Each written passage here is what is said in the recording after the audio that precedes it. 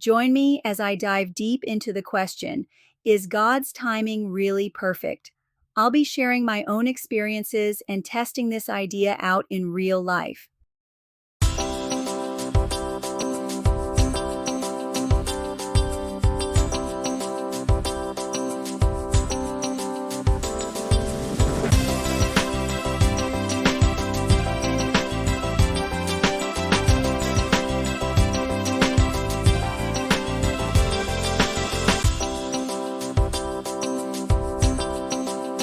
The concept of divine timing is a fundamental aspect of faith. It's the idea that God has a perfect plan and that everything happens in His time, not ours. But how do we really reconcile that with our everyday lives where things don't always go as planned? When we're in the middle of a difficult season, it's easy to feel frustrated and impatient. We pray and pray, but it seems like God is silent.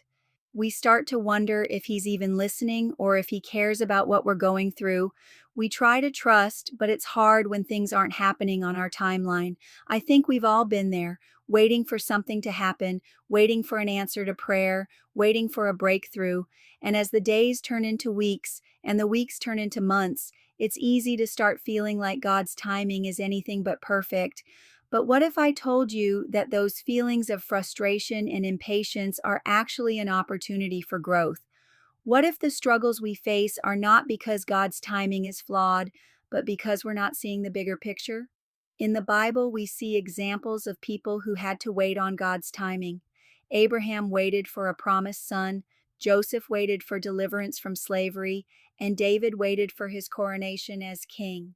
And in each of those stories, we see that God's timing was perfect, even when it didn't make sense to them. I've experienced that in my own life too. There have been times when I felt like God was silent, only to look back and see that He was working behind the scenes the whole time. One particular season comes to mind when I was waiting for a new opportunity to open up. I felt like I was stuck in a rut and that God wasn't moving fast enough. But looking back, I realized that the wait was necessary for me to grow and develop the skills I needed for what was to come. The same is true in our lives. When we're in a season of waiting, it's easy to get focused on the present moment and lose sight of the bigger picture.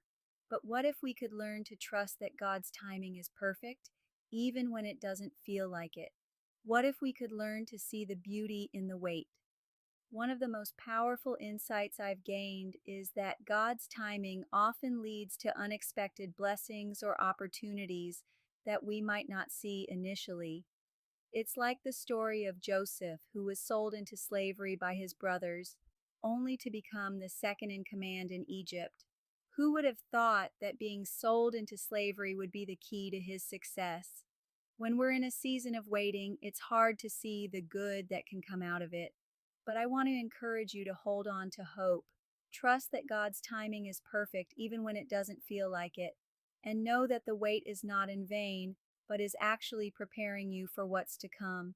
In summary, while it's easy to get frustrated with God's timing, we have to remember that there's a greater purpose at play.